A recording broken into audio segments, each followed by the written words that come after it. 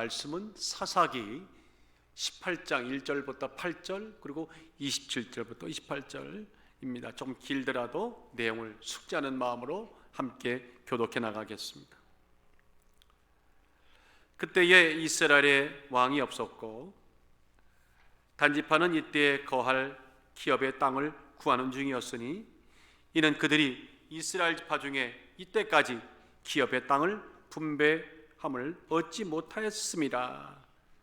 단 자손이 소라와 에스다올에서부터 자기 온 가족 중 용맹 있는 5사람을 보내어 땅을 탐지하게 하고 살피게 하며 그들에게 이르되 너희는 가서 땅을 살펴 그들이 에브라임 산지에 가서 미가의 집에 이르러 거기에 유숙하니라. 그들이 미가의 집에 가까이 올 때에 레위 소년의 음성을 알아듣고 그리로 돌이켜 가서 그에게 이르되 누가 너를 이리로 인도하였으며 내가 여기서 무엇을 하며 여기서 무엇을 얻었느냐. 그가 그들에게 이르되 미가가 여차여차히 나를 대접하여 나를 고빙하여 나로 자기 제사장을 삼았느니라. 그들이 그에게 이르되 청컨대 우리를 위하여 하나님께 물어보아서 우리의 행할 길이 형통하는지 우리에게 알게 하라. 제사장이 그들에게 이르되 평안히 가라. 너희의 행하는 길은 여호와 앞에 있느니라. 이에 5사람이 떠나 라이스에 이르러 거기 있는 백성을 본즉 염려 없이 거하여 시돈 사람같이 한가하고 평안하니 그 땅에는 권세 잡은 자가 없어서 무슨 일이든지 괴롭게 함이 없고 시돈 사람과 상가가 멀며 아무 사람과도 상종하지 아니함이라. 그들이 소라와 에스다올에서 올라와서 그 형제에게 이르매 형제들이 그에게 묻되 너희 보기에 어떠하뇨? 가로되 일어나서 그들을 치라. 올라가자. 우리가 그 땅을 본즉 매우 좋더라. 너희는 가만히 있느냐? 나아가서 그 땅 얻기를 게을리지 말라. 27절이에요. 시작. 단 자손이 미가의 지은 것과 그 제사장을 취하고 라이스에 이르러 한가하고 평안한 백성을 만나 칼날로 그들을 치매 불로 그 성읍을 사로되 계속해서요 그들을 구원할 자가 없었으니 그 성읍이 베드롭과 가까운 골짜기에 있어서 시돈과 상고가 멀고 상종하는 사람도 없었음이라라. 단자손이 성을 진건하고 거기에 거하며. 잠깐 기도합니다. 하나님, 오늘도 우리의 영적인 생활을 파괴하는 흑암의 권세들과 세력이 있고 우리는 영적인 전쟁에 이렇게 서 있습니다. 오늘도 말씀을 선포하는 곳과 듣는 모든 곳곳마다 마침내 승리하게 하여 주옵소서.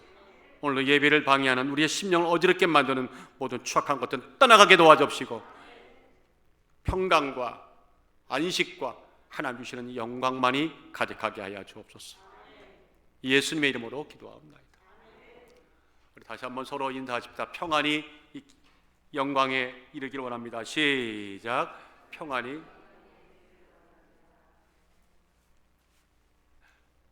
죄송합니다. 이게 와이셔츠가 끼어가지고는 아까부터 이제 풀렸어요. 참 오늘 예배에 참 방해하는 것들이 참 많구나 하는 생각을 오늘 예배를 드리면서 찬양하면서 느꼈어요. 그러나 우리는 궁극적으로 승리하게 될 줄 믿습니다. 시대와 역사를 막론하고 안전하길 바라는 사람들의 염원은 한결같죠. 안전하기 원하시죠? 네. 특히 팬데믹이 있는 오늘 시대는 안전이 화두처럼 서로에게 주고받는 그런 때죠. 19세기에 이 광물을 캐는 광산의 그 갱내는 굉장히 열악했다고 하죠. 안전에 관한 한 누구도 장담할 수 없는 그런 위험하기 짝이 없는 곳이었습니다. 그때에 그래서 광부들은 그 갱도, 깊은 갱도로 들어갈 때 카나리아 아시죠? 새 카나리아를 꼭 데리고 들어갔답니다. 왜냐하면 카나리아가 굉장히 민감해서 유독가스가 발생하고 나면 노래를 멈춘대요. 즉시 멈춘대요. 그래서 사람들은 카나리아가 울지 않으면 유독가스가 퍼지고 있구나 하고 얼른 갱도를 빠져나왔다고 하는 실제 이 일들이 있습니다. 그런가 하면 20세기에도 그 갱도 사정은 그렇게 나아진 것이 별로 없었습니다. 그래서 1930년대의 광부들은 갱도에 들어갈 때 산소 측정 장치를 갖고 들어간 대신에 이번에는 카나리아가 아니라 다 같이 토끼를 데리고 갔대요. 토끼를 데리고 갱로로 들어갔답니다. 왜 그랬을까요? 토끼가요, 산소가 부족하면 귀에 튀어나와 있는 이 핏줄이 터지는데 사람보다 7시간 전에 먼저 터진대요. 또 집에 토끼 키우시겠네. 그래서 토끼를 데려갔다가 토끼가 갑자기 귀에 핏줄 타져나면 여기 지금 산소 부족하다, 얼른 나가자, 이렇게 했다는 겁니다.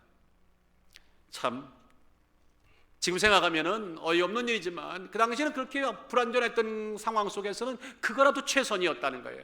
일종의 안전을 보장하는 바로미터 같은 거였다, 그렇게 사람들은 인식하고 사용했었습니다.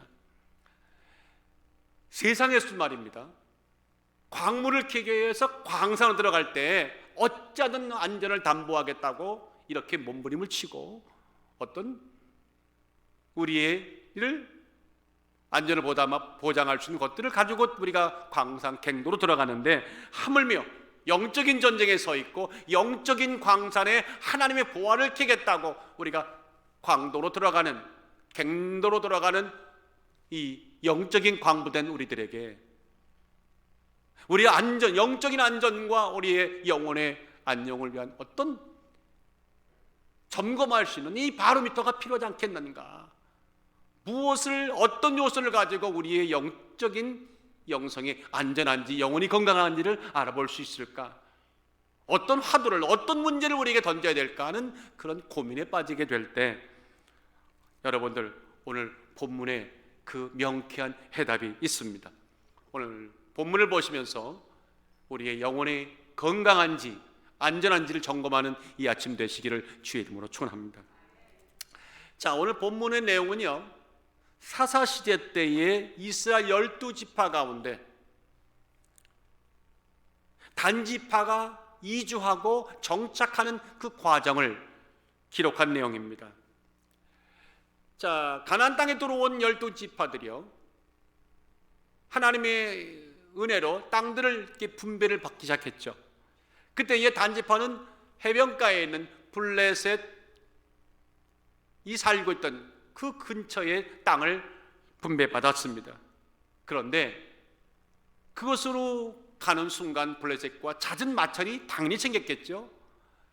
그로 인하여서 단지파들이 그 충돌로 인해 더 이상 안 되겠다 하고 안정을 찾기 위해서 여기가 아니고 북방에 좀 편안한 땅을 찾겠다고 5명의 용감한 정탐꾼을 선발해서 북방을 탐지하게 했던, 그래서 정탐꾼들이 북방으로 가서 우리가 이주할 새로운 땅을 찾는 그런 내용들입니다. 자, 그들이 그렇게 탐지하러 북방으로 올라갔던 그때에 에브라임 산지에 미가의 집에 유숙하게 되고, 그때에 아주 우연히 미가의 집에서 고용된, 참 재밌죠? 한 가정의 집에 고용된 레위인, 젊은 레위인, 그 가정의 제사장이라고 말하는 한 레위인과 만나게 되죠. 그리고 그 레위인 제사장을 통해 정탐할 너희의 길이 평탄케 되리라, 하나님이 축복하신다고 하는 그 예언을 받고, 그리고 라이스로 땅으로 갔는데 놀랍게도 그 예언 그대로 됐습니다. 가보니까 너무 좋은 땅입니다. 탐지한 결과는 대만족이었습니다. 그래서 그들이 좋은 결과를 가지고 다시 단지파 진영으로 돌아가서 600명의 선발대를 데리고 이제 라이스로 땅을 점령하려 올라가는, 그때에 지난번 탐지하러 올라와 잠깐 들렸던 미가의 집에 다시 들르게 되고, 그 집에 제사장으로 있던 레위 젊은이에게, 야, 이 가정의 제사장이 아니라 우리 단지파의 제사장이 되면 얼마나 좋겠느냐 하고 회유하게 됩니다. 그 청년은 단박에 수락하게 되죠. 그리고는 둘이서 의기투합해서 미가의 지배에 있던 그 신상, 우상이죠. 그리고 드라빔과 에봇까지 탈취해가지고 라이스 땅을 올라가서 결국 그 땅을 취하고 거기다가 새로운 단지파의 도읍을 정하는 그 모든 스토리가 바로 오늘 사사기 18장의 이야기입니다. 이해하시겠습니까?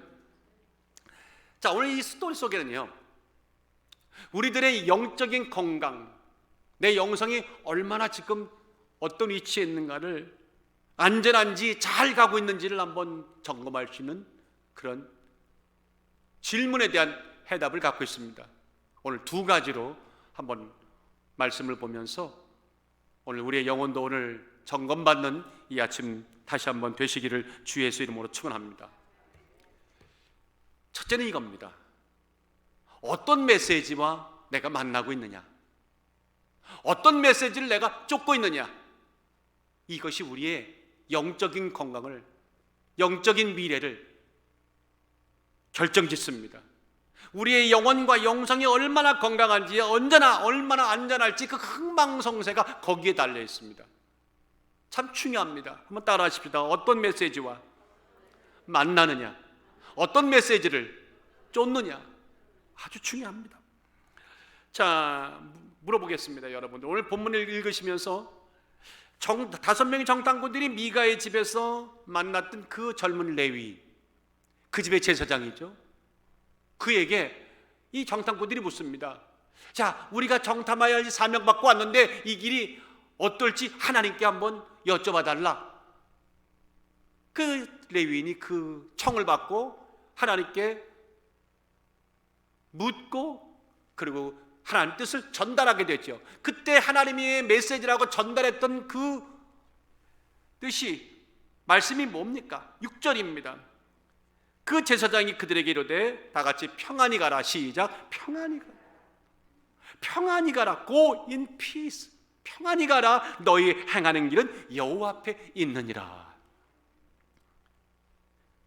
그런데 이 영어 성경에 보니까 평안히 가라, You are going has to Lord approval. 하나님께서, 여호와께서 인정하신 그 길이 너희 앞에 있다는 거예요. 이게 참 좋은 소식이죠. 참으로 아주 정말 고무적인 메시지입니다. 공동 번역에는요 더 실감나게 번역이 되어 있어요. 이렇게 번역이 되어 있어요. 그들이 가는 길이 훤히 트이도록 야훼께서 보살펴 주실 것을 일러 주었다. 왜 아멘 안 하세요? 여러분들이 가는 길이 훤히 트이도록 하나님께서 축복하신다고 하는 이런 메시지가 나오고 나면 당장 아멘이 나오잖아요. 네, 아멘이 나오잖아요. 매우 기쁜 메시지를 받았어요. 그럼 여러분들 이 제사장을 통해서 받은 메시지에 이 말, 이 문장에 어떤 하자가 보입니까? 어떤 문제가 있다고 보이십니까? 결격 사유가 있다고 보이십니까? 아닙니다. 전혀 없습니다. 평안히 가라. 얼마나 듣고 싶은 얘기입니까? 무척 소망적인 얘기죠. 용기를 주는 얘기죠. 그리고 하나님의 뜻을 담은 메시지이기도 하고 카리스마가 그냥 철철 넘칩니다. 오늘날로 말하면 충만한 강단이죠. 말씀이 충만한 강단이요. 그런데 신기하게도 말입니다, 그가 전한 메시지가 그대로 됐습니다. 평안히 가라, 평안히 라이스 땅을 북방을 정탐하라, 하나님이 너의 길을 축복하리라. 그 말씀 그대로 탐지한 땅은 그들이 진짜 원했던 모든 조건에 맞는 그런 땅이었습니다. 그래서 보세요, 그가 전한 메시지는 허공에 맴드는 빈 메시지가 아니라 응답과 함께하는 진짜 메시지였습니다. 7절에는 이렇게 기록합니다. 이에 5사람이 떠나서 라이스 땅에 이르러 거기에 백성을 본즉 염려 없이 거하여 시돈 사람같이 한가하고 평안하니 그 땅에는 권세 잡은 자가 없어서 무슨 일이든지 괴롭게 함이 없고 시돈 사람과 상거 거리가 멀며 아무 사람과도 상종하지 아니함이더라. 가보니까 사람도 좋고 땅도 좋고, 그런데 보니까 거리가 모든 족쇄는 멀리 떨어져 있어서 단지파가 가서 단박에 쳐서 취하더라도 뭐 누구 하나 말릴 수 없는, 말릴 자가 없는 그런 아주 모든 조건이 좋더라는 겁니다. 그들은 매우 흡족했습니다. 마음이 막 들썩들썩거렸습니다. 그리고는 진영으로 돌아와서 야, 우리가 좋은 땅을 찾았다. 이건 올라가서 취하자 하고 막 단지파를 모든 사람들을 입이 침이 마르도록 그 땅을 칭찬하면서 격려했습니다. 구절을 보세요. 가로되 일어나 그 땅을 치러 올라가자. 우리가 그 땅을 본즉 다 같이 매우 좋더라. 시작. 매우 좋더라.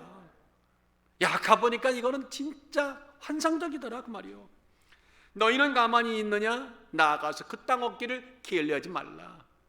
우리 말로 말하면 이때가 아니면 좋은 땅이 더 이상 없다. 블레셋과 밤낮이 충돌하지 말고 그 땅으로 올라가자, 그 얘기입니다. 저는 이 말씀을 오늘 계속 묵상하다가 이런 마음이 들었어요. 평안히 가라. 하나님께 여러분들의 길을 축복하십니다 하면 다 아멘하실 거예요. 100%. 자, 이렇게 이 메시지를 전한 이 젊은 레위인이 정말 하나님의 종 맞습니까? 그가 전한 메시지는 분명히 하나님이 그에게 전하라고 준 메시지가 맞을까요? 아니, 보세요. 그의 예언대로 라헬 땅을 취했는데 아무 문제가 없었습니다. 아주 쉽게 얻었습니다.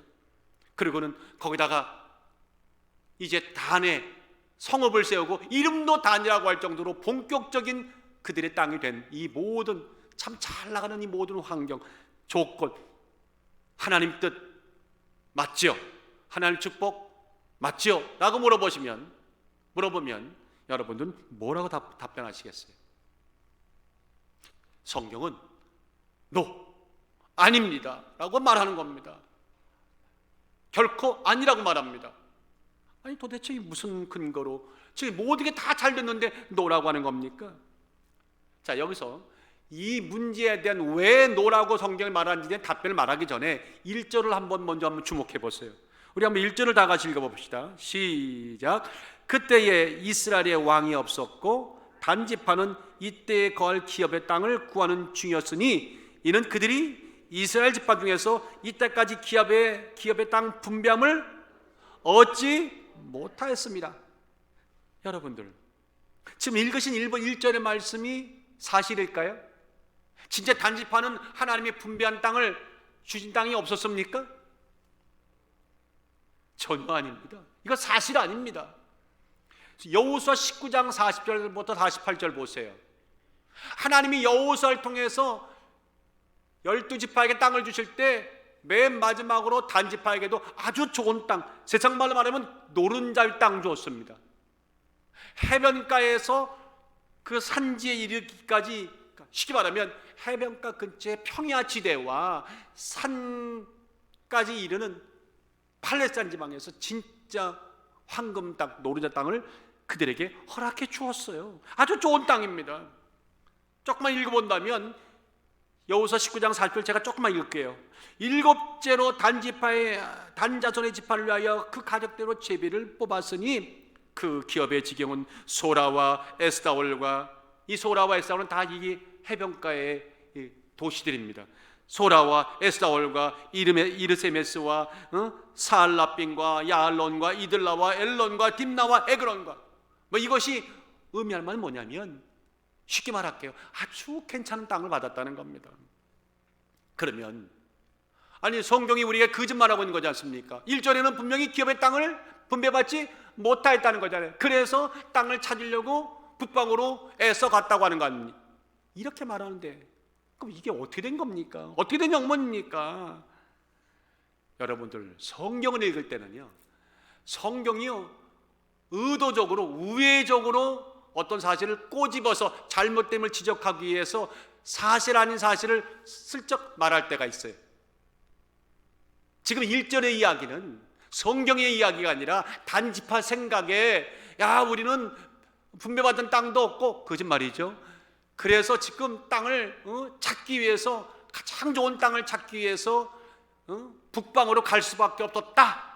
이것이 우리의 명분이고 이것이 우리의 이주의 목적이라고 하는 사실을, 그들이 말하는 사실 아닌 사실을 성경이 슬쩍 1절에다 갖다 올려놓은 거예요.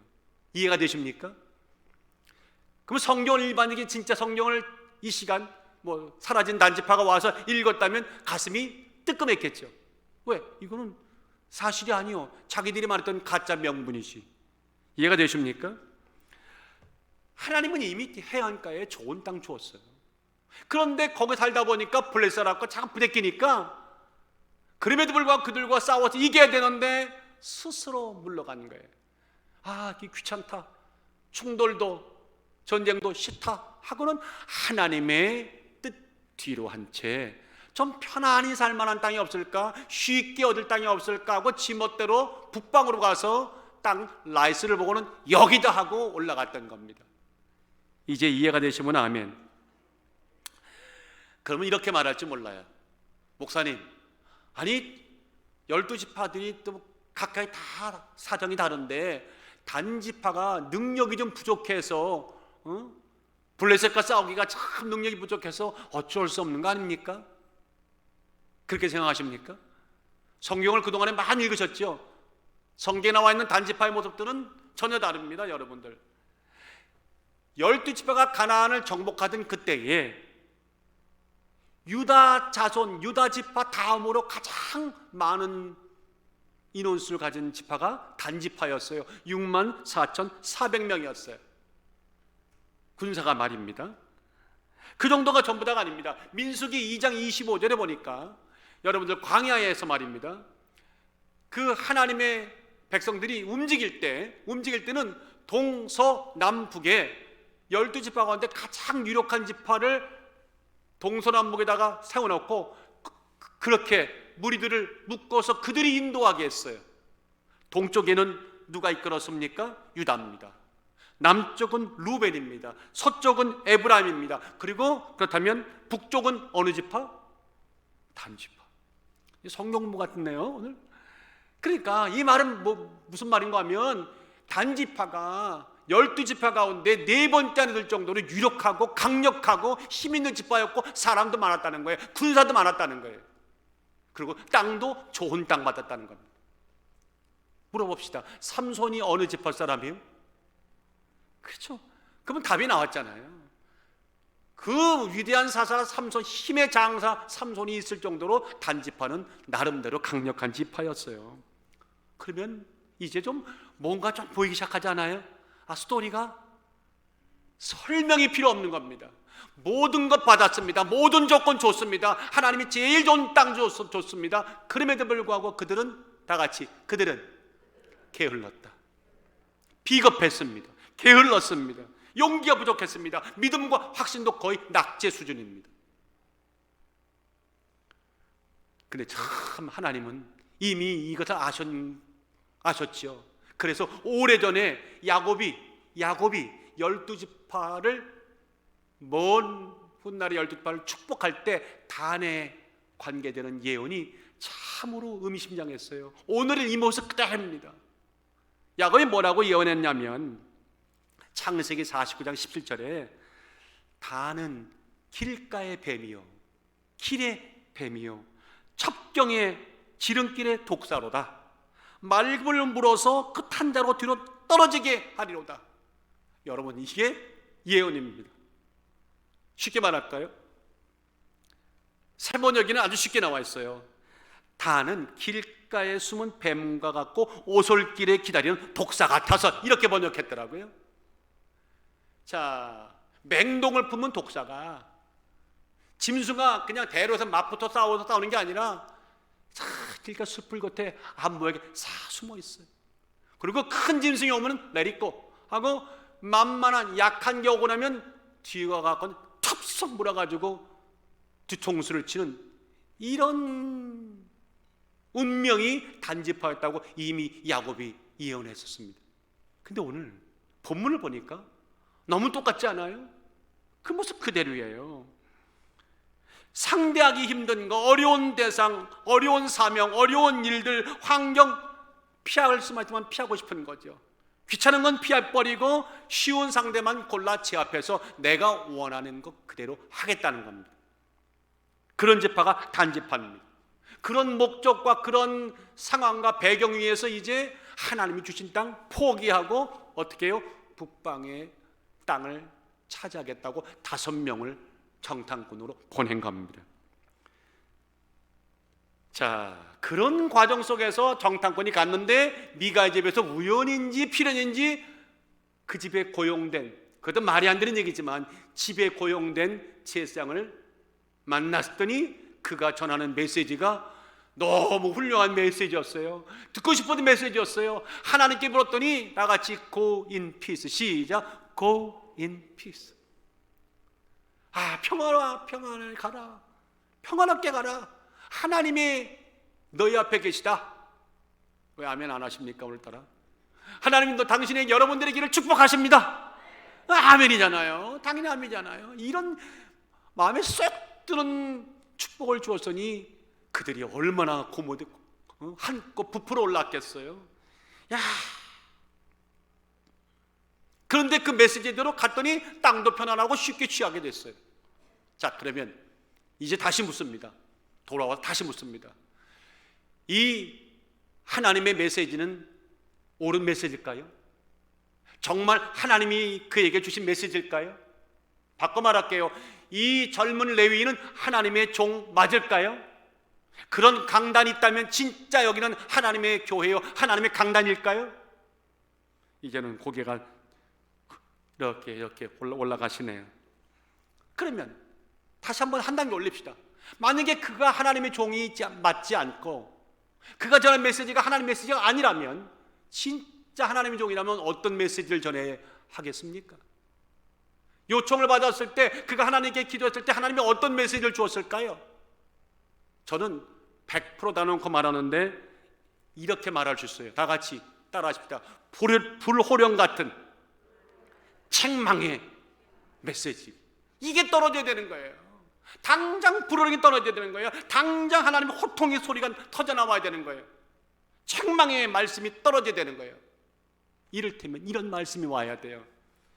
감히 하나님께서 주신 너에게 맞는 그 축복의 땅을 네 멋대로 집어던져 버리고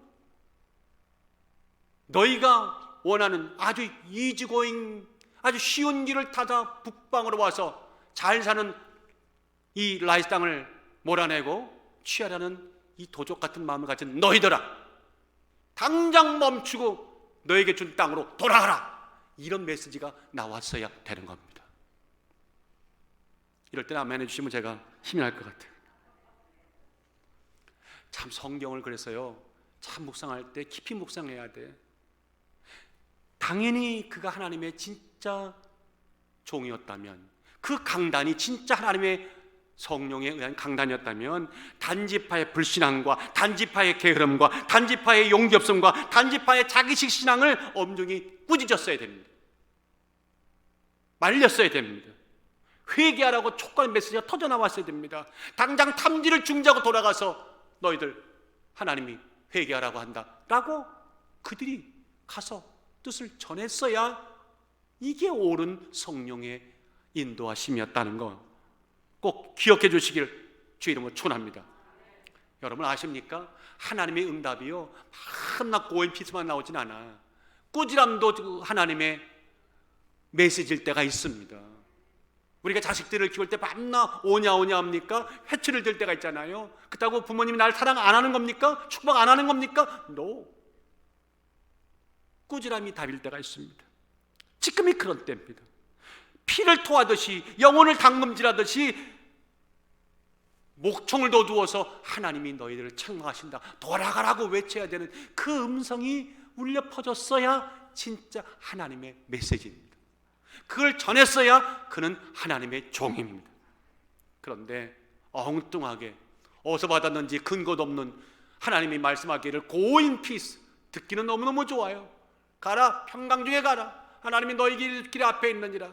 하나님이 너희의 모든 길을 인정하셨다, 승인하셨다. No problem, you may go. 이렇게 말했다는 거예요. 그래서 그들이 북쪽으로 이주하는데 더 부채질을 했어요. 기름을 갖다 부은 겁니다. 여러분들, 저는 이 말씀을 전하면서 참 오늘 많이 걸린 사람이 누구냐면 다 목사들이에요. 오늘 이 설교가요, 모든 분들에게 조금씩 우리가 경고함이 있지만 특히 목회자들에게 참 조심스럽게 걸리는 거예요. 저에게 굉장히 걸려요.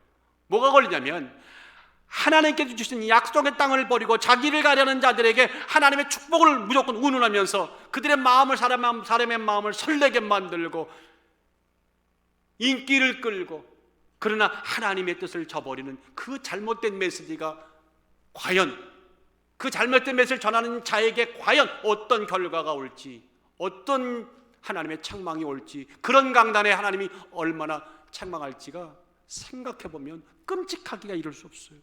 이건 어마어마하게 무서운 죄인 겁니다. 뭐로 가도 서울만 가면 된다고요? 성경에는 절대 그런 얘기 없습니다. 마구잡이식의 메시지, 축복만, 그냥 축복만 맺으면 아멘 하는, 이것도 정말 우리가 한번 이제는 다 21세기 성도들은 제가 볼 때는 반 이상이, 많기는 그 많은 숫자들이 이미 성숙해져 있어요. 수많은 연단과 어려움을 통해 메시지를 분별하고 우리가 어떤 메시지를 전해야 할지를 이제는 자성하는 그런 교회들, 그런 강단, 그런 목회자, 그런 성도님들 수준이 됐어요. 그럼에도 불구하고 아직도 단지파의 수준에 있다면 오늘 우리는 한번 정말 돌아봐야 됩니다. 자, 어떤 메시지와 만나느냐, 어떤 메시지를 쫓느냐가요, 내 인생을, 내 영혼을, 내 미래를, 내 영생을, 내 문제를 판가름치어요. 오늘 같은 말세, 이렇게 위험한 때는요, 참 더 그랬습니다. 전하는 자나 듣는 자나 과연 하나님의 말씀을 제대로 전하고 있는지, 제대로 듣고 아멘하고 있는지 서로 살피면서 서로 분별하며 오늘 그렇게 가야 할 그때인 것을 정말 조심스러운 마음으로 여러분들에게 권고하고 격려합니다. 함부로 입을 열지 말라. 아울러 함부로 입을 벌리지도 말라. 성경으로 돌아가서 들어야 할 말씀이 뭔지를 제대로 듣는 우리 모두가 될 수 있기를 주의 이름으로 축원합니다. 그러므로 분별함이 필수입니다. 뭐라고요? 분별하는 게 필수입니다. 영적 더듬이가 살아있지 않으면 수천 명이 모이건 수만 명이 모이건 그것은 하나님이 기뻐할지는 아무도 몰라요. 단 10명이 모였다 하더라도 하나님이 너무너무 기뻐할지는 아무도 몰라요. 이건 숫자와 상관없어요. 거기에 서 있어야 할 말씀의 메시지와 그 말씀에 대한 신실한 분별력이 함께하는 성도들이 무엇을 어떻게 하느냐가 이것이 관건입니다. 이해가 되십니까? 에레미야 28장 보세요. 에레미야 선지자가 에레 선지자 입을 막고 방해하던 하나니아, 자칭 하나님의 선지자가 말하는 하나니아에게 이렇게 말합니다.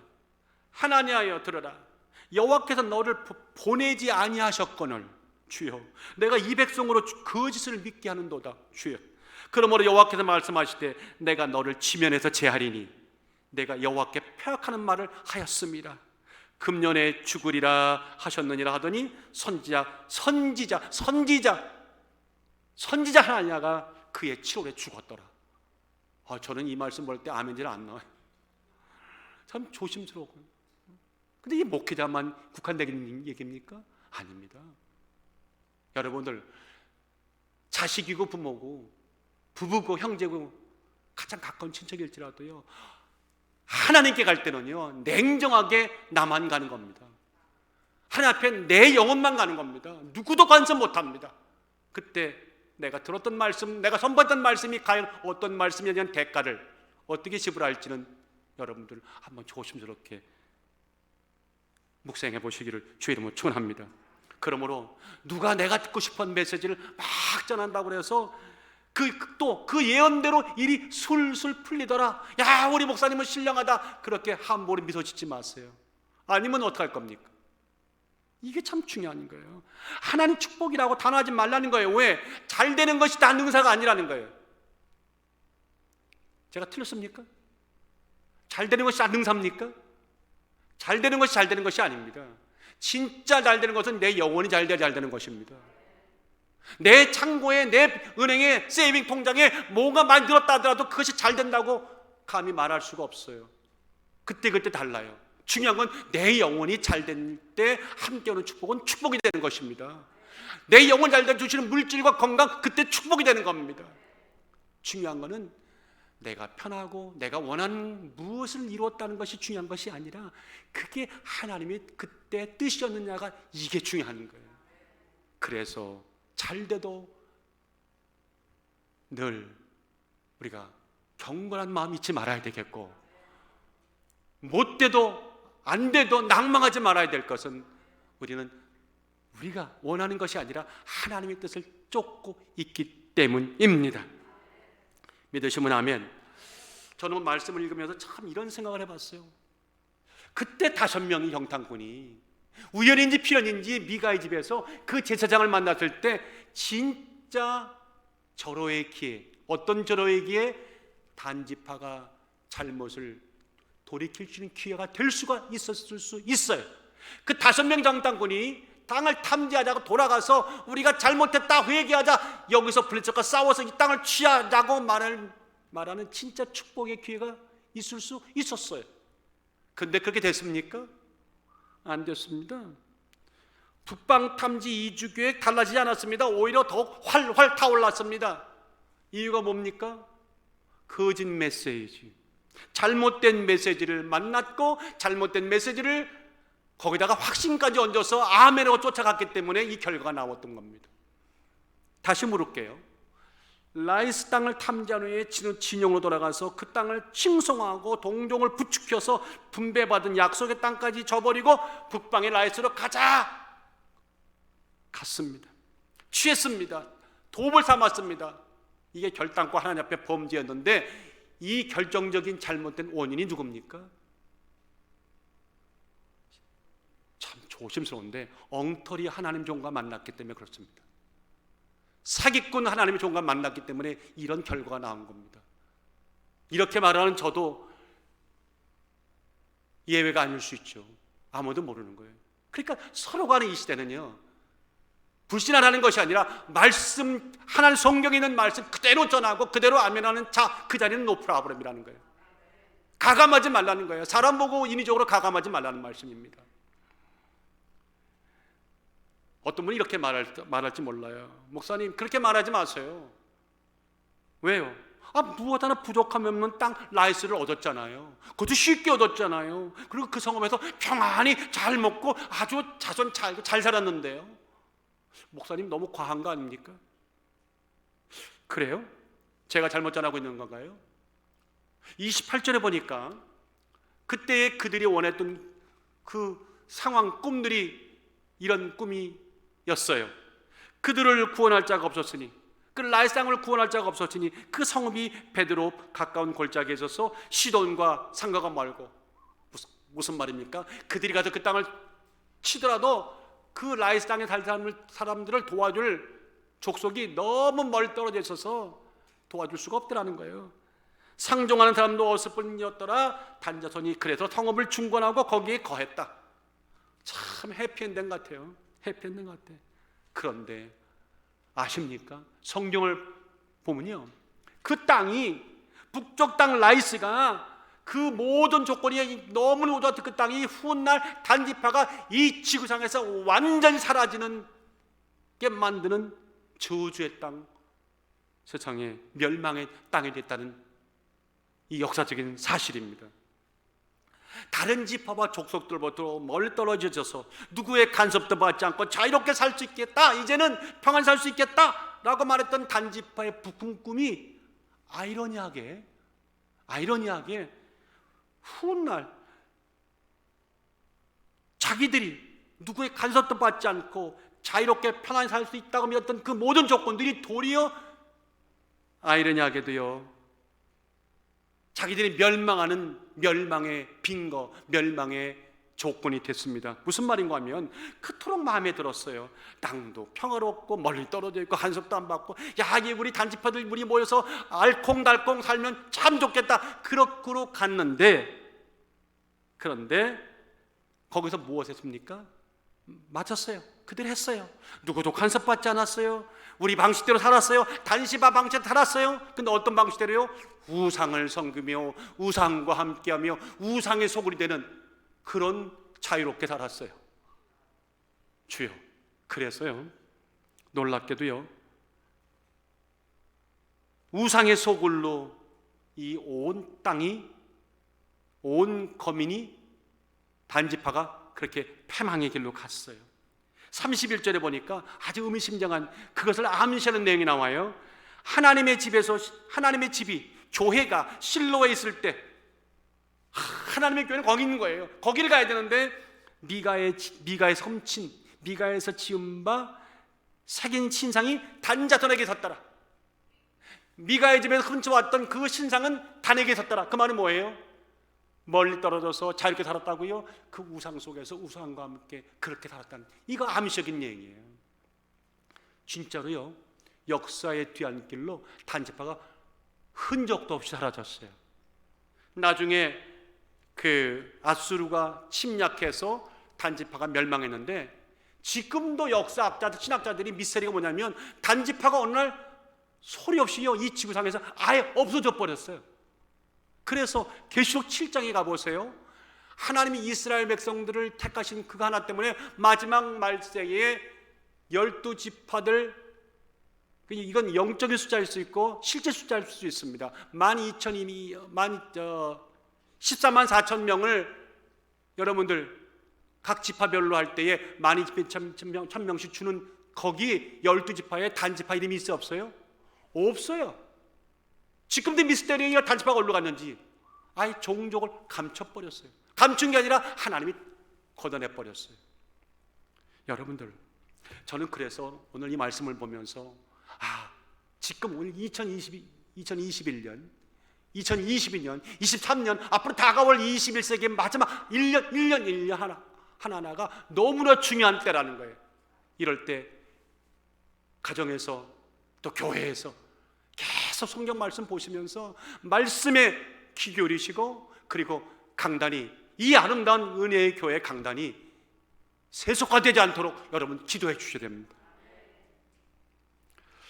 오늘 이 말씀을, 이 스토리를 보면서 하나님이 주시는 또 두 번째 우리가 점검해야 될, 영혼이 건강한지 안 건강한지, 안전한지 아닌지를 확인할 수 있는 두 번째 바로미터가 있어요. 뭐냐면 이겁니다. 사람이 핵심이 되는, 이른바 사람이 내게 주어가 되고 사람이 내게 뭡니까? 핵심이 되고 주제가 되는, 이른바, 저는 이렇게 말했어요. 사람 중독 신앙, 사람에게 기울어진 신앙. 이거 우리 영혼을 한순간에 낭떠러지 떨어뜨리게 만드는 함정입니다. 터집니다. 한번 따라하십시다. 사람 중독 신앙. 시작. 사람 중독 신앙. 사람에게 기울어지는 신앙. 내 마음이 사람에게 얼만큼 기울어지고 있는지, 이거 오늘 점검하라는 거예요. 우리의 삶은 처음도 그랬고 현재도 그랬고 나중도 그렇고 우리의 주인은 오직 하나님이시죠. 중독이란 말 과연 좋은 말은 아니죠. 어떤 것인지 아시죠? 사전을 찾아보니까 이렇게 나와 있더라고요. 어떤 대상이나 사물에 깊이 젖어버려 정상적으로 판단할 수 없는 상태, 한마디로 말하면 그거 없으면 미쳐버리고 말아요. 그거 없으면 다른 걸 아무리 채워도 만족함이 없어요. 그거 없으면 허탈해지고 무기력해지는 마음이 온통 기울어진 상태, 이걸 중독이라고 하잖아요. 돈에 중독이 되고 술과 담배에, 세상 문화에 중독이 되는. 그런데 여러분들, 중독이요 꼭 그런 것만 중독되는 게 아니에요. 신앙적으로 보면 사람에게도 중독이 돼. 자꾸만 사람에게 기울어지는 거예요. 우리 주변에 보면 참 반듯하다, 어쩌면 저렇게 건강하고 씩씩하고 참 기도도 잘하시고 말씀도 아는 게 많고 저렇게 충만할까라고 우리는 생각했는데, 우리가 만약에 진짜 영원히 진짜 띄어지는 어느 날, 그런 날이 있다면 그런 날 딱 보는데 보니까 이게 아닌 거예요. 하나님하고 성령님 그렇게 외쳤는데 그분 영원히 내면이 보이는데 보니까 내면 중심에 하나님이 앉아 계신 게 아니라 사람이 앉아 있더라는 거예요. 내가 볼 수만 있다면. 참 여러분, 이게 얼마나 황당한 일이겠습니까? 하나님이 아니죠. 사람이 자신에게 무엇을 해주는 존재로 믿는 거예요. 여러분 물어봅시다. 정직하게, 하나님이 내게 무엇을 해주는 분입니까? 사람이 내게 하나님 무엇을 해주는 존재입니까? 전자입니까? 후자입니까? 우리는 전자입니다. 물론 사람에게 뭘 해준다 하더라도 그 뒤는 분명히 단서가 붙어요. 하나님이 작정하신 뜻 가운데, 하나님 뜻 가운데 사람을 통해 해주신다, 이렇게 나와야 되는 거지. 사람이 무엇을 내게 해줄지 온통 그것에 시선이 모아지는 사람들, 그래서 사람의 얼굴의 표정에, 그 사람의 말 한마디에도 자꾸만 하나님보다, 말씀보다, 강단보다 더 길어지고 관심이 하고 자꾸만 내 마음이 그럴 때 조심해야 돼요. 그건 아닙니다. 하나님이 기뻐하지 않습니다. 삐뚤어진 신앙입니다. 사람들을 앞세우는 부끄러운 신앙입니다.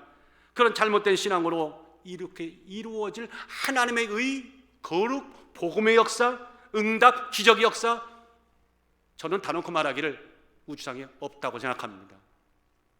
응답은 내 마음이 하나님께 기울어질 때에, 굳이 중독이란 말을 쓴다면, 부정적이 아니라 긍정적인 의미로 쓴다면 우리는 하나님의 은혜에 중독이 되었어야 되는 거죠. 오늘 본문에 보니까 이 미가의 집에 있던 젊은 레위인이 바로 그런 자였습니다. 우리는 깜짝같이 속았죠. 왜? 이 사람의 지금 신분과 이 사람의 배경조차도 뭐 하나 부족함이 없어요. 목사, 이게 무슨 말씀입니까? 참, 성경을 읽다가 여러분들 저 밑에 내려가 보면 30절에 그때의 5명의 정탐꾼이 미가의 집에서 만났던 그 젊은 레위인, 미가의 집의 제사장이 누군가 이름까지 나와 있어요. 자, 3절 읽어볼까요? 단 자손이 자기를 위하여 그 새긴 신상을 세웠고 모세의 손자 게르손의 아들 요나단과, 여기 나오네. 그 젊은이 이름이 요나단이래요. 우리 교회는 요나단 말고 요나단이래요. 근데 할아버지가, 징조 할아버지가 누구예요? 위대한 하나님이죠, 모세예요. 자, 이거 참 놀라운 일이에요. 한마디로 뿌리 있는 모세 가문의 후예예요. 여러분, 여기에는 여러 가지가 의미가 함축되어 있는 겁니다. 모세의 후예들, 그 가문에 걸맞는 신앙교육 받았고 훈련 받았고, 그건 설명할 필요가 없습니다라고 접어진 이야기가 여기 담겨져 있는 겁니다. 이해가 되십니까? 그런데 더 흥미로운 것은 5명의 정탐꾼들이 미가의 집에 유숙하겠다고 들어갔을 때 어서 두런두런 음성이 들리는데 그 제사장 저 친구의 음성이 듣고 누군지를 알았다는 거예요. 야, 3절 상반절에 이렇게 나와요.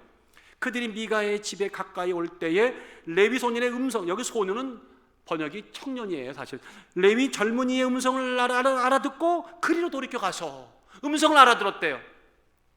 이 얘기가 이게 사람의 음성인지 개의 음성인지 고양이 음성인지 알았다, 그런 얘기가 아니라 내가 알던 목소리야, 그 말입니다.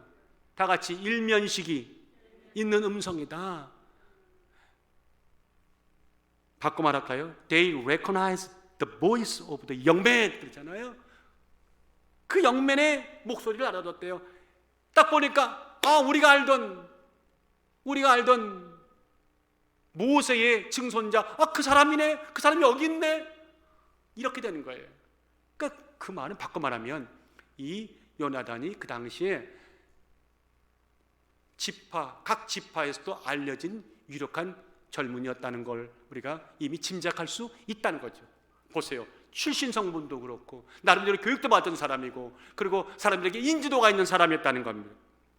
자, 그런데 그런 모든 외적인 조건과 다르게 내면은 영 딴판입니다. 한마디로 사람에게 기울어져 있어요. 사람 중독 신앙입니다. 목사님, 어떻게 그렇게 단언합니까? 근거가 되는 게 3절입니다. 여러분 3절을 잘 들어보세요. 3절 하반절에 이렇게 말하죠. 정탐꾼이 묻는 거예요. 누가 너를 이리로 인도하였으며 내가 여기서 무엇을 하며 여기서 무엇을 얻었느냐? 야, 참 멋있는 말이에요. Who brought you here? 누가 너를 여기다가 데려놨어? What are you doing in this place? 너 이 집에서 뭐 하는 거야? What do you have here? 그리고 너 지금 여기서 무엇을 갖고 있어? 무엇을 얻었어? 이 정탐꾼이 너무 신기해가지고 너 여기서 뭐 하고 있는 거야? 이게 뭐였다는 거예요. 그랬더니 그 대답이 과간입니다. 4절 나같이 시작. 그가 그들에게 이르되 다 같이 크게 시작. 그가 그들에게 이르되 미가가 여차여차히 나를 대접하여 나를 고빙하여 나로 자기 제사장을 삼았느니라. 어렵습니까? 영어는 쉬워요. 미가 has done this. 미가가 나에게 이런 일을 해줬어요. That for me, 나를 위해서. He has hired me. 그가 나를 고용해 줬어요. I have become his priest. 나는 그래서 그의 제사장이 됐죠. 어떻게 생각하세요? 이 말 틀린 말 있어요, 없어요? 팩트예요, 아니에요? 다 팩트예요. 다 팩트예요. 맞는 팩트야. 그런데 영적으로 팩트예요? 영적으로 추루스예요? 아니에요. 다 거짓말이에요. 거짓말이야만 이 말이 틀렸다는 것이 아니라 말은 맞는데 진짜 그 친구가 하나님의 영적인 종이었다면 이렇게 말하면 안 된다는 거예요. 미가가 나에게 뭘 해줬다고요? 그분이 나를 하여했다고요? 내가 그분 제사장이 됐다고요? 이렇게 말하면 안 되죠. 영적인 사람이라면 하나님이 나를 이곳으로 인도하셨습니다. 그와 만나게 하셨습니다. 그리고 하나님의 음성을 들었는데 내가 이 집의 제사장이다 했습니다. 적어도 이렇게 얘기는 나와야 되는 거예요. 근데 하나님은 없어요. 사람만 나와. 사람이 내게 무엇을 했고 사람이 어떻게 했고 나는 그래서 그 사람이 무엇이 됐고 사람 처음부터 끝까지 사람이에요. 목회도요. 저는 이 말씀 준비하면서 많은 음성들을 나름대로 잔잔한 음성을 들었어요. 너 지금 목회 지금 20몇 년, 23년째 아름다운 게 있으면서 목회 방향은 아직도 변함없이 나를 바라보고 있는가? 너의 맡겨준 나의 양떼들, 나의 백성들은 나를 바라보고 있는가? 강단에서는 하나님의 메시지만 울려 퍼지는가? 그래서 거기에 대해서 아멘하고 같이 그날을 준비하는가? 하는 음성이 내게 오는 거예요. 이해가 되십니까? 사람이 삶의 핵심인 자가 되어버렸어요. 누가? 그 모세의 증손이. 사람이 무엇을 어떻게 해준 것이 간증거리가 되고 마는, 하나님이 내게 뭘 해준 것을 간증해야지 사람이 내게 뭔가 해줬다고 간증하는 이 정도밖에 안 되는 사람이 됐어요. 사람이 내게 뭘 해줬다고 감사하는 자가 되고 말았어요. 하나님은 온데간데 없어요. 실종이 되셨어요. 그리고 사람이 무엇을 어떻게 해줄지 기대가 되는 사람이 되고 말았어요. 온통 촉각이 사람. 그 사람이 있으면 나는 교회를 가고 그 사람이 없으면 나는 교회를 안 가고, 그 사람이 있으면 나는 찬양을 하고 그 사람이 없으면 찬양을 안 하고. 왜 사람이 돼야 됩니까? 내가 찬양하는 거, 내가 예배 드리는 거, 내가 하나님께 복음 전파하는 거, 섬기는 거 다 오직 하나님입니다. 하나님입니다. 하나님이 되어야 되는 것입니다. 사람에게서 무엇을 얻자고요? 그 사람이 나에게 칭찬해줬다고 물론 감사하지요. 그러나 칭찬은 하나님께 받아야 돼요. 사람에게서 기쁨을 찾고자 얻는 자들, 만족을 하여 두드리는 자, 이름하여 사람 중독이라고 하는 마수에 걸린 자, 참 답답했어요. 그러니까요, 그 빗나간 신앙은요, 여러분들 이 안에 쌓여 있으면요, 언젠가는 유사한 황리 되고 나면 툭 튀어나와요. 겉으로는 번들었는데 속은 그랬어요. 언제 튀어나온지 아십니까? 그 정당군들이 단예 진영으로 돌아갔다가 600명 건드리고 라이스 땅 올라간다, 치러 올라갈 때 그 집에 들려갖고 그 젊은 레위인에게, 야, 지난번에 보니까 너 진짜 말씀 좋더라. 가로 열고 쾌청 맞고 가로 닫고 너무 은혜가 충만한 목사더라. 우리 이 집의 목사 되기는 아깝다. 우리 단지파에 우리 교회 담임 목사를 이렇게 초대할게. 그랬더니 보통 사람 같으면, 아니 보통 목사 같으면, 양심 있으면 내가 어려울 때 거둬준 이 집 고마워서 내가 하나님께 기도를 해보겠다, 최소한 그렇게 말해야 하잖아요. 성경이 뭐라고 그랬어요? 18절에 보니까 그들이 그 얘기를 해, 잠잠하라, 내 손을 입에 대라, 우리 함께 가서 우리 아비와 제사장이 되라. 내가 한 사람의 집에 제사장이 되는 것과 이스라엘 한 집밥 한 가족의 제사장이 되는 것이 어느 것이 낫겠느냐? 야, 30명 목회하는 교회 목회자가 되는 것보다는 그도 한 1000명면을 목회해서 당신을 불렀다면 당신 이거 뭐 아니요? 응? 어떻게 낫겠느냐? 죄송합니다. 표현이 아름답진 않아요. 그러니까 속된 자의 눈에 이야기를 한 거예요. 아시겠죠? 오해하지 마세요. 제사장이, 그랬더니 그가, 제사장이 마음이 기뻐하여, 참 너무 기뻤대요. 야, 고생 끝 행복 시작. 그러더니 그 정도가 아니라, 그래 같이 가자 해놓고 갈 때 그냥 가기 뭐하니까 그 집이 미가의 집에 있던 우상들, 에봇, 드라빔, 새긴 우상을 몰래 훔쳐가지고 같이 의기투합해가지고 올라갔대. 이 기뻐하다는 말이요, 야타가 아니라 야탑이요. 시작, 야탑, 시작, 야탑. 야탑이란 말인데 기뻐했다는 얘기보다는 합당히 여겼다는 거예요. 야, 이 집에서 제사장 되느니 우리 단지파의 제사장이 되라는 말이 제의가 오자마자 이 말이 너무 합당했다는 거예요. 그래서 하나님의 응답으로 아멘했다는 거예요. 시대성말로. 여러분들, 하나님께 물었습니까? 물을 필요 없었지만 묻지도 않았습니다. 안중이 없습니다. 왜 미가의 집에서 그 제의를 받고 도망갈 때, 그들과 함께 올라갈 때 지 멋대로 그 집에 있는 그 우상들을, 에봇들을 갖고 왔습니까? 누굴 기뻐해 주려고? 하나님을 기뻐해 드리려고요? 너 5명의 정탐꾼과 단지파 만날 그들의 기뻐해 주려고 나 이런 것까지 갖고 왔어요. 저는 말씀 읽다가 참 너무 많은 생각을 해서 요번에요. 특히 갈라디아 1장 10절의 말씀이 마음에 확 와닿았어요. 이제 내가 사람을 좋게 하랴, 하나님을 좋게 하랴, 사람에게 기쁨을 구하랴. 내가 지금까지 사람의 기쁨을 구하는 것이었다면 그리스도의 종이 아니니라. 아멘. 그런데요, 이 번역은요, 공동 번역이 원문에 더 가깝게 귀에 쏙 들어오게 해놨어요. 이렇게 해놨어요. 내가 지금 사람들의 지지를 얻으려고 합니까? 아니면 하나님의 지지를 얻으려고 합니까?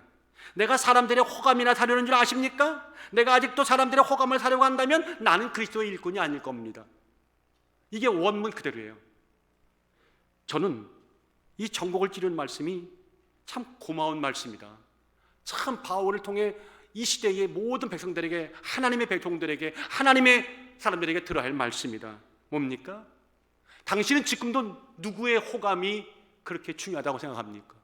누가 나에게 참 당신 괜찮아 그 말에, 누구의 말에 내 마음이 막 끌리고 관심이 가고 기울어집니까? 사람의 말입니까? 하나님의 말입니까? 여러분들 기억하셔야 됩니다. 무엇을 소망하는 자입니까? 누구의 인정, 누구의 호감, 누구의 손길, 누구의 것을 우리는 기다리고 기뻐하고 갈증나 있습니까? 우리는 오직 열렬한 우리의 마음을 살피는, 하나님의 깊은 마음을 살피는 성령을 기다리고 계시고, 성령의 손길을 기다리고 있고, 성령의 인도함을 기다리고 있고, 성령의 칭찬을 갈망하며 성령의 인도하심과 충만하심을 우리는 사모합니다. 참 그래서 30절이 너무나 허무하게 들렸어요. 단자손이 자기를 위하여 그 새긴 산상을 세웠고, 모세 손자 게르손의 아들 요나단과 그 자손은 단지파의 제사장이 되어 주여 이 백성이 사로잡히는 날까지 이르렀더라. 멸망하는 날까지 거기에 제사장이 됐다. 뭐예요? 너 때문에 모두 단지파가 다 이 지구상에 사라졌어 라고 성경은 지금 못 받고 있는 거예요. 너무나 여러분들 좀 걱정하실까 봐 이런 복음성가 하나 여러분들 소개합니다. 다 하시는 거잖아요. 항상 진실케 Change my heart, oh God, making ever true. 뭐예요? 항상 내 마음을 진실케, 내 마음을 바꿔주세요. Change my heart, oh God, may I be like you. 나 하나님 꼭 닮게 해주세요. You are my potter, I'm the clay.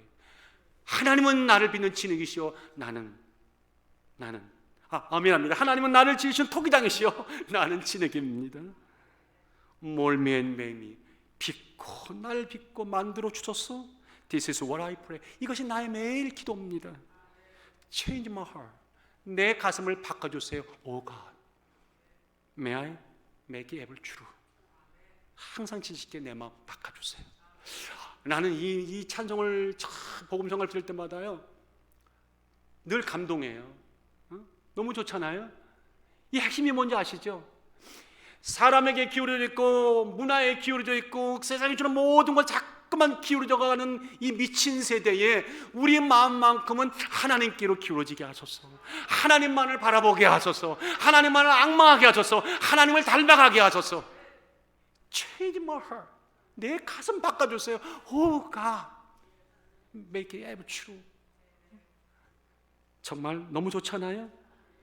사람이 주제가 되고 주어가 되고 핵심이 되는 이 세상에 여러분들은 오직 하나님이 주제가 되시고 하나님이 주어가 되시고, 아멘, 강요 안 합니다. 하나님이 주어가 되시고 하나님이 주제가 되시고 하나님이 여러분에게 진정한 아버지가 되시는 역사가 있길 주의 이름으로 축원합니다.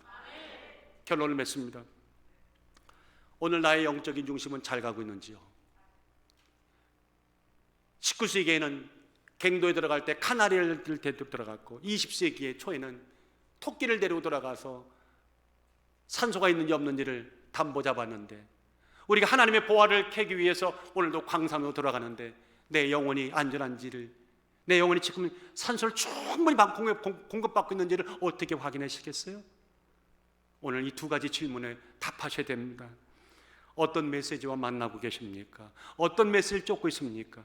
이 강단은 어떤 강단입니까? 내 영혼과 영성은 어느 말씀에 늘 귀 기울여 있습니까? 사람이 핵심입니까? 사람이 주업니까? 사람이 내게 무엇을 해줄까가 그것이 내 온통 관심사입니까? 아니올시다. 하나님께 기울여진 마음, 하나님을 앙망하는 마음, 하나님을 바라보는 마음. 여러분들, 사람 중독 신앙 안 됩니다. 하나님만